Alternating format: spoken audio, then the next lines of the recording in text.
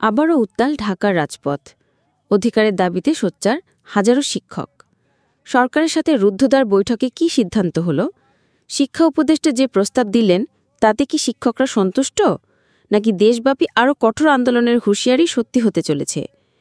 এমপিওভুক্ত শিক্ষকদের জাতীয়করণের স্বপ্নের কি হবে? সব জানুন আজকের এই বিশেষ প্রতিবেদনে। এক মুহূর্ত মিস করবেন না।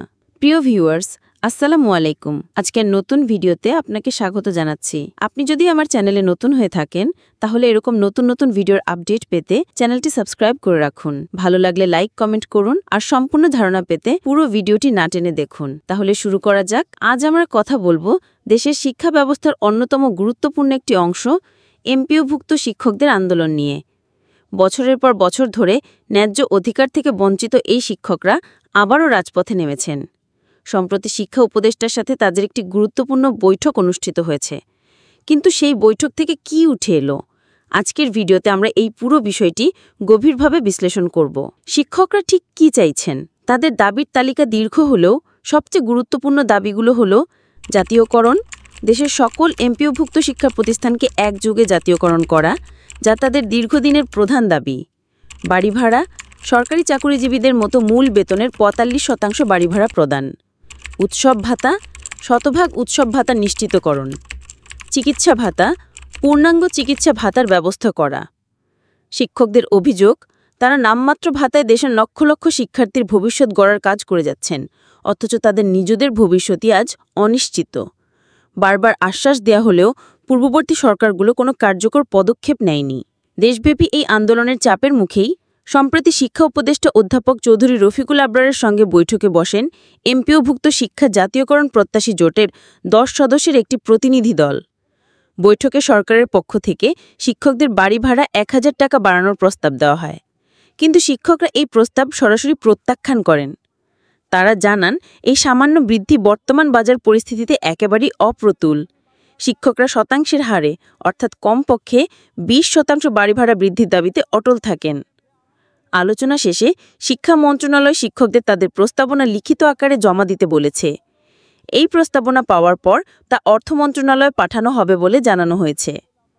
তবে শিক্ষকদের প্রাণের দাবি, অর্থাৎ জাতীয়করণের বিষয়ে শিক্ষা উপদেষ্টা অধ্যাপক চৌধুরী রফিকুল আবরার একটি গুরুত্বপূর্ণ তথ্য দিয়েছেন। তিনি জানিয়েছেন, জাতীয়করণ একটি অত্যন্ত জটিল এবং নীতি নির্ধারণী বিষয়। তার মতে একটি অন্তর্বর্তীকালীন সরকারের পক্ষে এই ধরনের বড় সিদ্ধান্ত নেওয়া সম্ভব নয়। এই সিদ্ধান্তটি একটি নির্বাচিত সরকারই নিতে পারবে। তবে তিনি আশ্বাস দিয়েছেন, জাতীয়করণ ছাড়া শিক্ষকদের অন্যান্য যৌক্তিক দাবিগুলো সরকার গুরুত্বের সাথে বিবেচনা করবে। শিক্ষা মন্ত্রণালয়ের এই আশ্বাসে পুরোপুরি আস্থা রাখতে পারছেন না আন্দোলনরত শিক্ষকরা। বৈঠকের পর তারা তাদের অবস্থান আরও স্পষ্ট করেছেন। তারা হুঁশিয়ারি উচ্চারণ করে বলেছেন, যদি আগামী ১৩ই সেপ্টেম্বরের মধ্যে তাদের দাবি পূরণের বিষয়ে কোনো স্পষ্ট ঘোষণা না আসে, তাহলে ১৪ই সেপ্টেম্বর থেকে দেশব্যাপী আরও কঠোর আন্দোলনে নামতে বাধ্য হবেন। এরই অংশ হিসেবে ঢাকায় একটি মহাসমাবেশের আয়োজন করা হয়েছে।